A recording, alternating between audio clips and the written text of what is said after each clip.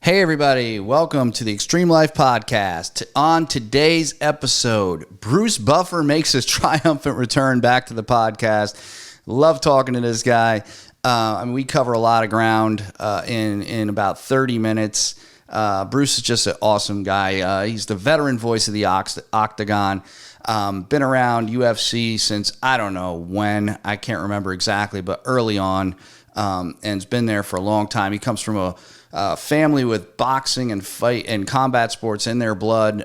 His grandfather was the bantamweight champion in I think 1920, 1921. So he goes back a long way. He's also the brother of Michael Buffer, probably the most famous sports announcer, ring announcer in history.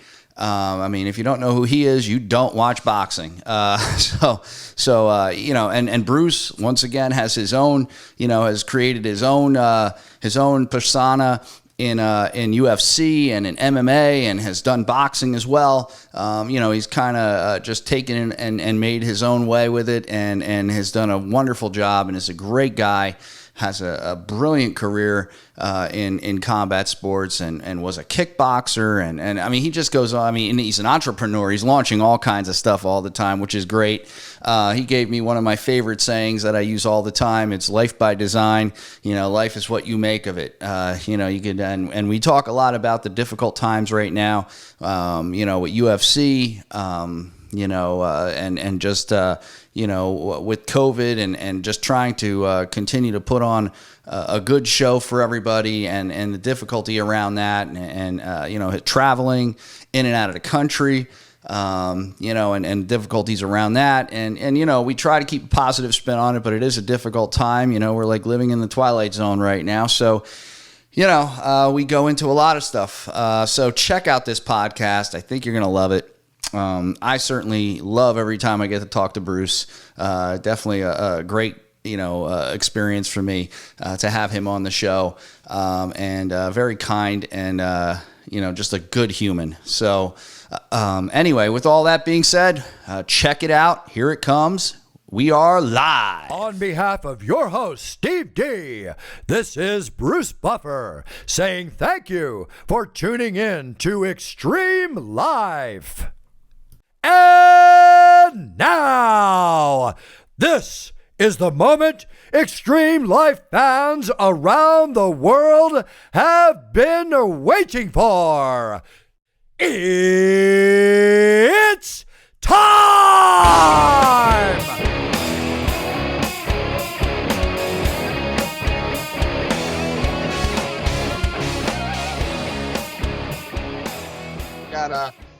You popped in and out. Oh, there you go. You're back.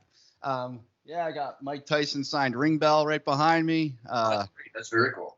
That's awesome. Yeah. I picked that up a while ago. I just like, collecting sports memorabilia, I guess. Trust me, my friend, if you ever saw my office or my house, I have a museum. So. I believe you. Well, welcome back. I know you were out on Fight Island, and one of the things I kind of wanted to touch base is, talk about some of the stuff out there and what's going on, and, all the latest on UFC and how things are going. But so what was Fight Island like? Well, if you could imagine, did you ever see Back to the Future? Yes. The original. Yep. Remember when he was trying to convince his dad to be a man, and he showed up on top of his bed in a spaceman suit, like a hazmat suit? Yeah, yep. Well, every time room service or cleaning knocked on my door, that's exactly what it was like. So everywhere you went, everybody was in a hazmat suit or whatever the term is. I got to Vegas to get on the chartered commercial jet with Dana to go to and crew to go to Abu Dhabi, and I got tested in Vegas, and I had to quarantine for 24 hours. We're on the plane, all masked up, going over. Got tested there, had to quarantine for 24 hours. Next day, got tested again, had to quarantine for another 24 hours. So I was in 72 hours of quarantine. Wow. Then 3 days in Abu Dhabi, not much to do because, again, it was COVID quarantine. And but beautiful place, no question. And everybody was great. The treatment we had, the safety and protocol in place. It's not the same as it used to be, that's for sure. This is not traveling the way I'm used to traveling, but we're working, and we're leading the way for other sports and showing them how it needs to be done, because Dana and the UFC and the medical safety protocol people are doing a great job. And people are testing positive, as you read. So, I mean, this is not, anybody that's not taking this seriously is part of the problem. They're not part of the solution. Yeah, no, I mean, the problem you get to with this whole thing is that there's so much misinformation, and then there's so much information. It's hard to tell which is which nowadays. It's like, I'll tell you how to tell real quick. The ICU beds in the hospitals are filling up. Yeah. Why are they filling up? If everything is not different, why are they filling up? Yeah. Why is my friend's 44-year-old firefighter, perfectly epitome of health, ninja warrior style? Why did he get COVID-19 and die last week? Yeah. Right? Okay, I've had too many people close to me and people close to them die. And I am very serious about this whole thing. This is not a joke. Yeah, it's a scary time right now. I think we're like in uncharted territory. And like I said, it's hard to know what to, there's so many things going on right now. I mean, there's so much divide in the country right now. There's so many, I mean, it's just, I've never seen anything like this. I don't know if any of us, have in the last 100 years seen anything, even close to this. I mean, the last thing was the Spanish flu maybe, but, just be honest, we still don't have a vaccine for that. So I don't know where we go. The situation here is, it's all in leadership. And all I'm going to say, and not get political, is you either lead by example and you do what's right uniformly across the entire country, and not battle with governors and mayors and everything else to get things done. You just tell them this is what has to be done. You shut things down. Yeah. Okay. And we can go into that all day long, but we're late to the party, and what needed to be done. We're suffering because of it, and hopefully we get it all together. But it's going to be a long road, my friend. Yeah. Life has changed forever. Life has changed forever. You think? I think it will get back to a normalcy in probably a year plus, to a degree, but not anywhere near that for 6 to 12 months. Yeah, that's a frightening thought. Every time I hear that term "new normal," it scares the hell out of me, to be honest with you. Well, if you're writing history as we're writing now, it's like, brokers can say, well, the market of this, market of that. We don't know what's going to happen. This is a totally different world. History is being written now. And what really pains me and hurts me is when I see my 12 and 15-year-old boys not being able to go to school and having the age of innocence that we had the beauty of having when we were kids, much less the younger kids, much less adults, even like myself, in the latter part of their lives, that have worked their asses off all their lives to live their lives. And, we're in a war. This is like a war. And the World War II generation is the strongest generation ever, having gone through the Depression and World War II and all they went through. I don't know if our generation that we have now is going to come out of this strong. They're going to come out hurt and hampered. And I hope that's not the case. And I'll do everything I can in my own world to help with that. But it's just, it's really weird. And I'm sorry, I don't mean to be so negative. No. You know what? That's what this is about. Think about it. Every movie you've seen has come true. Buck Rogers ray guns, the Jetsons talking video telephones, space cars flying through the air. I can go on and on and on. Star Trek. I mean, all that stuff. Star Trek. Yeah. Red Dawn, when you see the planes go over in the sky and then suddenly the bombs are dropping and now everybody's fighting for survival like Road Warrior time. Yep. It's almost like we're in an apocalypse and it's slowly happening. I always told my boys, I said, zombie movies are the only movie I think could come true. Here's your weapon. I'm a gun collector. I don't hunt, but it's like, here's your area in the home. This is where you're going to protect over here. And they love that, right? Jesus God, it's almost true. We're living in like a zombie world. It's almost like you go out and the zombie's going to infect you and you don't even know who the zombies are. It's interesting because I keep saying that. It's like I feel like we've entered some kind of science fiction movie somewhere along the line. I've said that 100 times. It almost feels like somewhere the time you brought up Back to the Future, which is interesting. Somewhere along the line, a time continuum has kind of duplicated itself, and then somewhere along the line, there's people living life the way it was. And we're kind of on some kind of alternate track at this point. It almost feels like, right. Where things have gotten kind of, not kind of, but very, very strange, and it's, it's just all this social distancing. And, I'm a guy, I don't know if you know, but my regular field is I'm a drug and alcohol therapist. That's what I do for a living.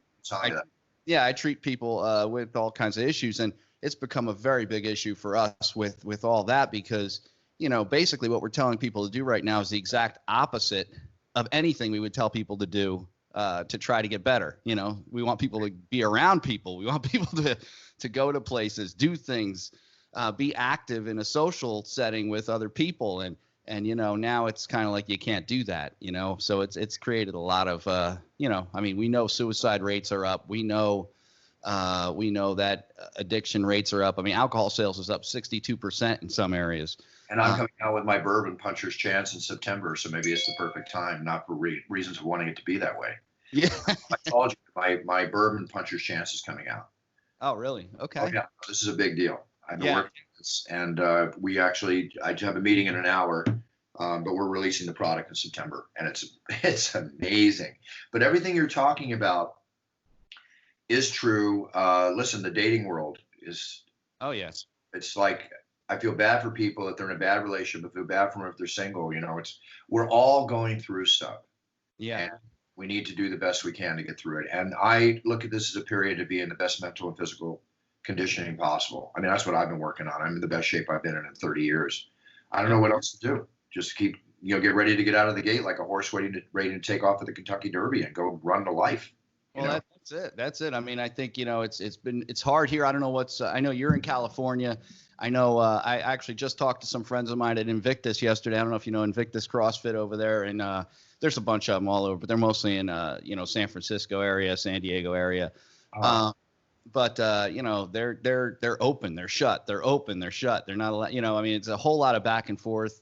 Nobody knows what the right exact thing to do is. And I think that's part of the issue as well.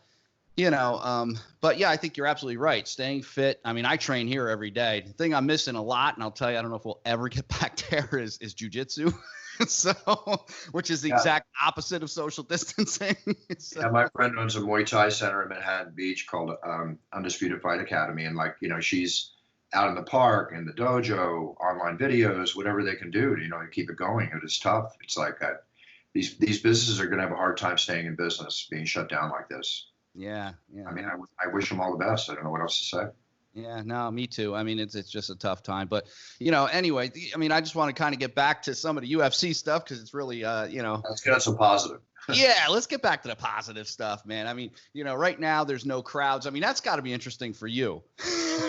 Without, I really have no problem with it. I've done so many movies and TV shows and videos that I do here at Buffer Enterprises. Like, at my site at brucebuffer.com, people videos all the time, whether it's championship intros, podcasts, business videos, birthdays, weddings, you name it.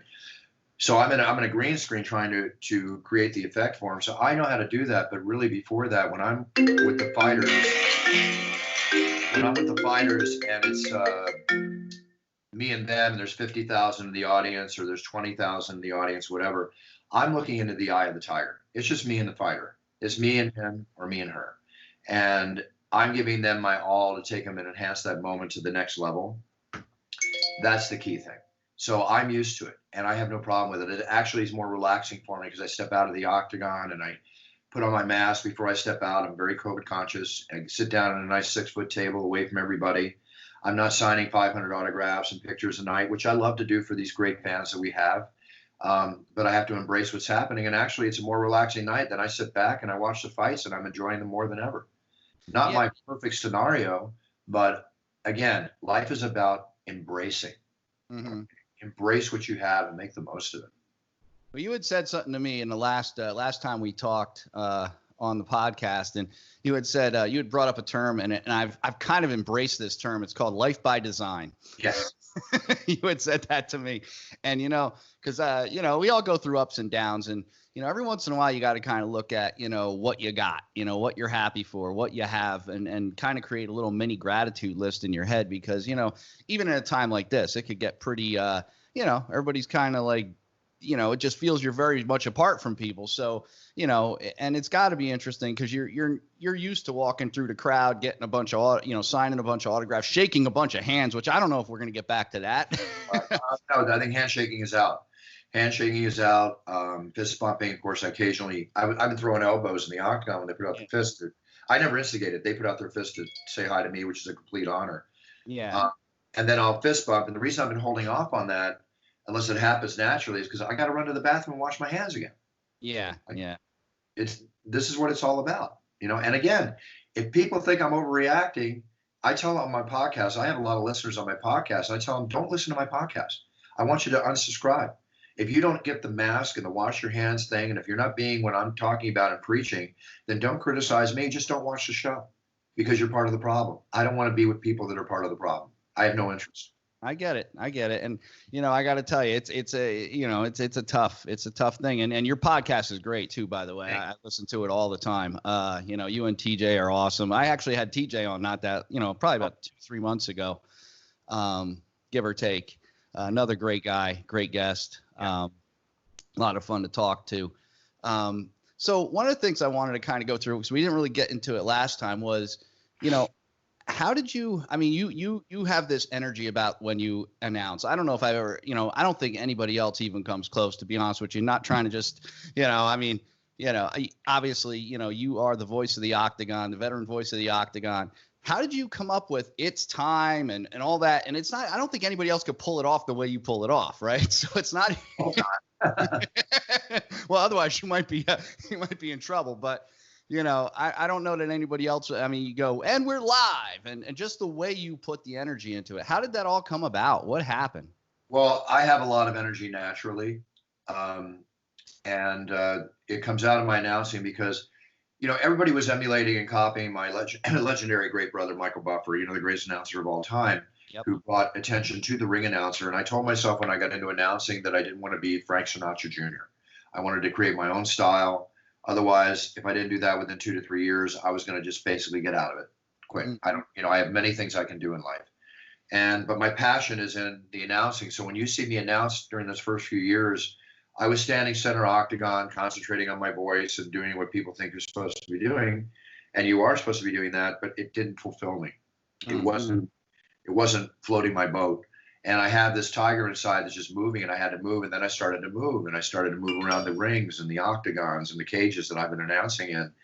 And it started to fit my pistol. And then I realized that I don't want to rehearse. I don't want to do anything like that. I just want to go in and feel the energy from the crowd, now the energy, whatever, and just go into my thing. So over time, it's an evolutionary process that began to change, and you're seeing what I'm really like: a passionate announcer, fan first, announcer second, performer, and I'm performing.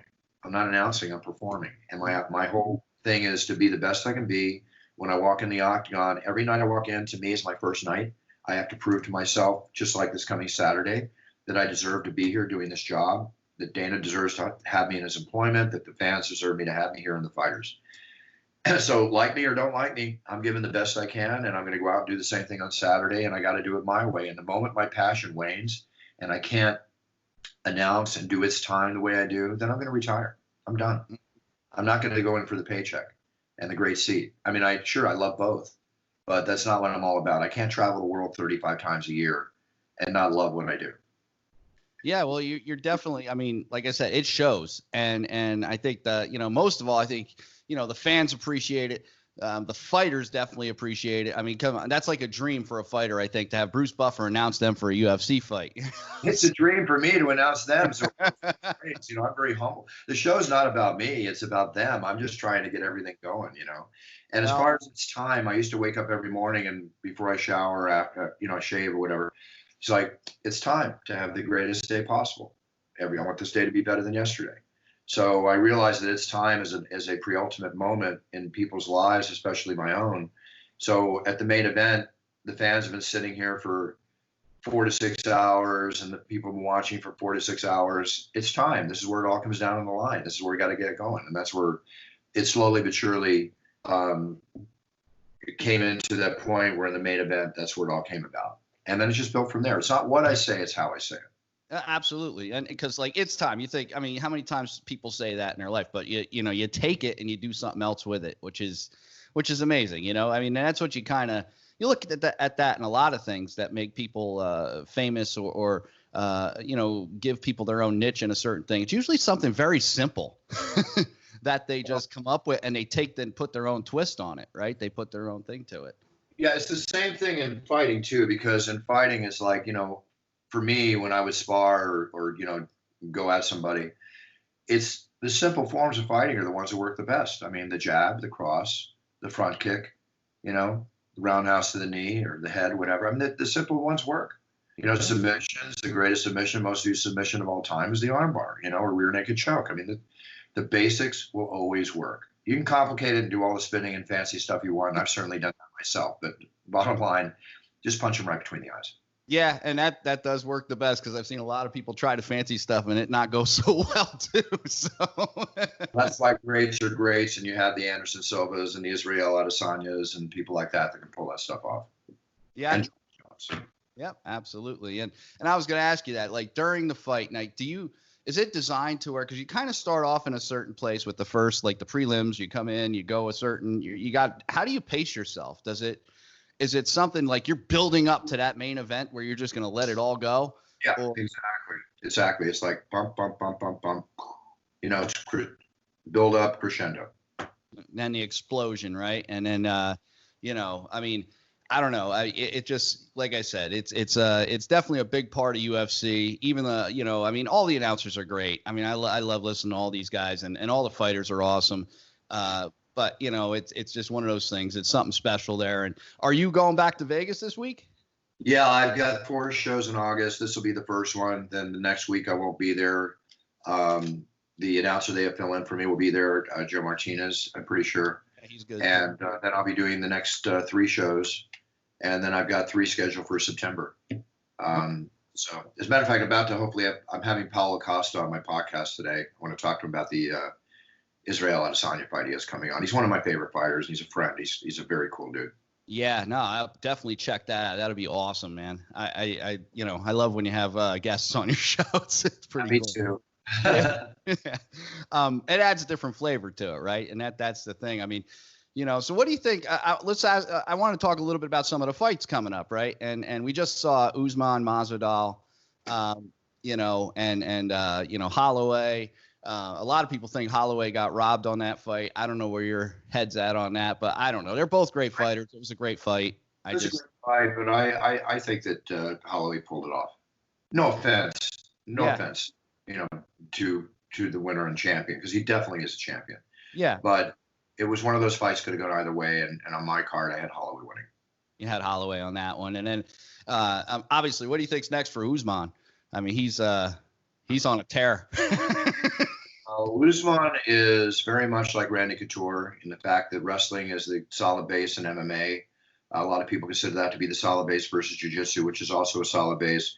But Usman might not be the most exciting fighter of a lot of people with his wrestling and holding against the cage and all. But think back to Randy Couture and his glorious career. Dirty boxing, dirty boxing, the whole bit. So more power to Usman. It's like you can complain all you want, but he's the champion. You got to take him off the hill. You got to knock him off the throne. Yeah. And he's a cool guy. I mean, I've had nothing but good experiences with Usman, and what can I say? Yeah. Well, it's always be the best man win, brother. Oh, you know what? Somebody, you always get taken out at some point. So, better, faster, no question. Somebody always comes up, man. And what about, I mean, we've been waiting on Khabib Ferguson forever. That fight's been canceled like 5 times. Do you think it's even a relevant fight at this point? I mean, obviously Ferguson's awesome. Khabib is amazing, but I mean, Ferguson got pretty hammered up in the last fight. Very much so. That's the fight game. All I can tell you is, sure, I would love to see it. Love to see a Khabib fight. Sorry he's going through what he's going through with his dad. My heart and wishes go out to him. His dad was really cool. I liked his dad a lot. We'll see. I mean, whenever he steps in, it's going to be fun. And as far as if you're going to ask me about Conor McGregor, I have no answer. It's just Conor's going to do what Conor wants. He's going to grab a paycheck where he gets it. And that's pretty much what you have to look forward to with him. But, even though he's very popular, you need to stay relevant in the public eye, and for the right reasons, not the wrong reasons. So we'll see. We'll see what develops. Yeah, well, there's some talk about him and Gaethje. There's a lot of talk. That's September 19th, I think they even are looking at as a date, possibly. Good fight. Yeah. I don't know if that's a good fight for Conor, but it's a good fight. We'd all want to see that fight. Yeah, absolutely. And we got Stipe and Cormier coming up. The I think next month, right? In the third time they're going at it. Any thoughts on that fight? Anybody can win at any given time. DC has ways of pulling things out. Stipe's awesome. Two awesome guys at it. Just looking forward to a great fight. Anything can happen. Yeah, awesome, man. And so I also wanted to ask you this, because we talk a lot. Last time you were on, we talked a lot about all the stuff you do. The fight game is in your blood. I mean, I think it goes back to your grandfather, right? Grandfather was the bantamweight champ. And flyweight in 1921. Yeah. So that's awesome. So you have that kind of in your blood. And one of the things I wanted to ask you, and we talked about the poker last time too. We know you're an accomplished poker player. What else does Bruce Buffer do? Very athletic. I'm a film buff, a movie buff, history buff, collector buff. Have a lot of hobbies. Certainly enjoying them during these times. Yeah. And I try to educate my mind and fulfill my physical needs as much as I can. I'm 63, but I'm as active as any 20-something. I always have been. And as long as I can continue to do so, I will. But, everything looks pretty bright. It's all good. I keep myself busy. I'm about, again, like I said, I want to be in the best mental and physical conditioning shape possible. And dealing with the positives and the negatives that we all go through in life. It's just life, Yeah, no, that's awesome. And you're obviously in great shape. Do you still kickbox at all? You still do any of that, or? I do my own forms of stretching. I can pretty much pull off any move, but I live with one ACL. I have no ACL on my left leg, even though my leg is very strong and I can move and everything else. But I don't want to endanger myself to do that one little thing like I've done before, and I hear that tweak, and then I'm back in rehab. So, but it's all good. I'm strong. I mean, I could spar, I could do stuff, but do I like to do that every day? No. I've done thousands of hours of it, more than anybody could ever. And I'm all good. I just want to stay in great shape as best I can for myself. Well, and that's something too. I don't think most people probably know that about you. They see you as the ring announcer, but they don't know that you have a pretty extensive boxing background and history, and I think you're a black belt as well in Tang. What is it? Tang Soo Do, and I have 3 black belts, and I've been in martial arts since I was 12, and kickbox heavily from like 22 to 32. Okay. Yeah. So I mean, all I did was surf, spar, and fight. All as a kid. Yeah, I read that as well somewhere, that you're an avid surfer. You like to surf. Not as much as I used to be, but definitely it's my mentality. I'm point break all the way. That's awesome. Well, you're definitely living in the right place for it. I mean, you got some good surf out there. I think the only thing that beats that in the United States is probably Hawaii in the winter, for the most part. There's other places. There's a lot of places to beat California that get really huge. Definitely. I've surfed quite a few places around the world. There's a lot of great surf spots. Oh, yeah. Yeah. Awesome, man. One last question, I guess. Mike Tyson coming back. I mean, at almost 54 years old, going against Roy Jones Jr. for an exhibition fight at 50 years old. What do you think? I talked with, I don't know if you know Ray Flores. I spoke with him about this. Ray Flores is an announcer, and he has his opinion on it. I was just curious to see what yours might be. I know you're a MMA guy, but I'm sure you keep your eye on all of it, I'm sure. Yeah, I'm a boxing guy. I've worked in boxing forever. I managed my brother Michael Buffer for 30 years almost. So trust me, I've dealt with Don King, Barrett. I've dealt with everybody, and I've seen. Listen, it's like George Foreman said yesterday or the day before. George came out, and I've known George for years, and George said, yeah, in essence, he said, I like to watch the fight, but I don't want to see him get hurt. He's worried somebody get hurt. Now, You got to remember, you might think Tyson is bigger than Roy, which he is, but Roy's over 200 now, from my understanding. And Roy also at heavyweight beat John Ruiz, right? John Ruiz, if I'm not mistaken, beat Holyfield, who beat Tyson. So this goes back, and Roy said if Tyson gets past the first round, then it's all him, because conditioning, he's better than Tyson. So, look, we're all going to want to watch it. Oh, yeah. It's definitely going to be. It's a money grab, and I hope Mike makes tons of money. I know he's donating part to charity. I hope Roy makes tons of money. Randy Couture fought and won a heavyweight championship at 44, okay? And then he was considering coming back in his 50s as or rather George Foreman was even considering coming back in his 50s. He won the heavyweight championship also in boxing at 44 or 45. You know, as long as they pass the medicals, they want to do what they got to do. Fine. I just don't want to see anybody get hurt. I think that's where everybody's kind of at too. I mean, everybody wants to see a great fight. They want to. I mean, Tyson is legendary. I mean, you know, I remember as a kid watching him through the '90s. Just I mean, his fights were like 90 seconds on average. You know, but we'll all be watching just to see him bob and weave, and it'll be worth every penny we put in. And you know, again, we'll just see what happens. But look, they make these fights entertaining, money grab fights. I call them. I don't see anybody going on. If Tyson's going to have a career after that, who knows? You know. Yeah. See, in this day and age, nothing surprises me. Anything's possible now, Bruce. I think we're witnessing that. Anything's possible. Absolutely. So, well, I appreciate you coming on the show. You're always a great person to talk to. I enjoy our conversations. Thank you very much. Yeah, no, it's definitely awesome. Keep doing what you do. And stay healthy, stay well. Hope, I wish your family and everybody that you're involved with to stay well and healthy too. I know California's under I think you guys have passed us at this point. I'm in New Jersey, so we're number one in the country right now. And it's not the number one that I want to be proud of. No. It's number one to be scared of. I was down at the beach the other day and just like, I went out to a restaurant, one of these outside COVID restaurants for the third time. And it's just different. It's not comfortable. I mean, people coming up to me wanting to talk and sit at the table and stuff. I'm like, no, sorry guys, can't. Distance, and you're not even wearing your mask. I don't even want to talk to you. I'm sorry. I'm that way. And I'm that way. I'm not taking any. I have a 92-year-old mother. I want to make sure she's okay. It's not just about me. It's about the people around me. Yeah, no, I get it. You got to be careful. And like I said, it's a difficult time. I think everybody's handling it in a different way.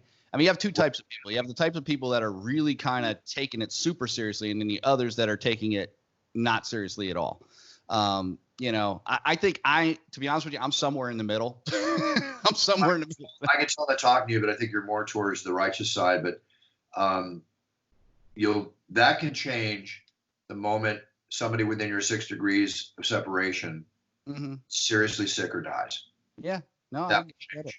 Yeah. It changed for me when it happened in my seat. So yeah, when you realize how easy it is. And like I said, when I got a call from a good friend of mine that his 44-year-old firefighting, ultimate shape friend got it, and I checked to see if he was okay, and then I hear he died. Yeah. Okay. What else does people have to hear? Yeah. Yeah. People that get it don't feel anything for a couple days and it's over or whatever. Meanwhile, they maybe give it to 5 other people. Who knows? Yeah. Well, that's the scariest thing about it is how many people can you give it to before you actually get, and the other scary thing is this this is the only disease that we know of that has such a wide variety of impact as far as some people don't get sick at all. And then other people they're dead in a few days. It's really, there's the other side of the coin, which I certainly would not want to go through, much less wish on anybody. Lung damage, neurological damage, heart damage for the future, strokes. Yep. You hear about kids dying now. Okay, so everybody just try to be as responsible. Be as responsible as you can. Yeah, and I think wear a mask and wash your hands. Wear a mask and wash your hands. Wear a mask and wash your hands.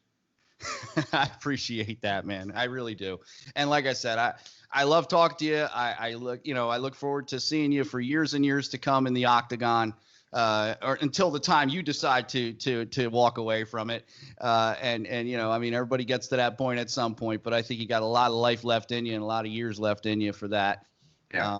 Really appreciate you coming on Xtreme Lyfe. I mean, you guys, you're great. You come on, you came on before, I appreciate you coming back on again. So thank you so much. My pleasure, Steve. Thanks very much. And thanks for the great job that you do. It's an honor to be on your show.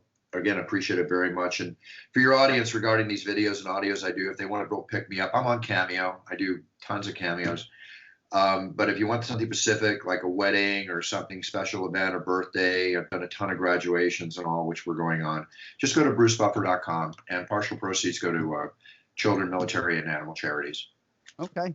Yeah, definitely. And I'm going to just go on and say, you do the podcast intro for my show, and I love it. It's one of my favorite things ever.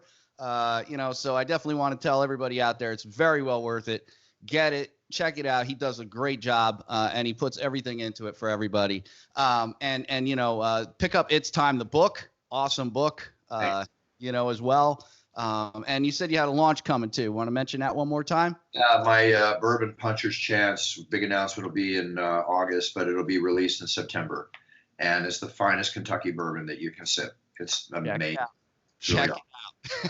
Check it out. I have another big product line coming out in September also. I got a whole line of energy products coming out. So a lot of announcements. Stay tuned to me on Instagram at Bruce Buffer UFC if you're interested in all that's going on. Awesome. Well, Bruce, thank you again. Talk again soon. Can't wait to see what's coming up. And have a great day, man, and stay safe. Thank you. You too. Take care, Steve. All right. Be good. Bye now.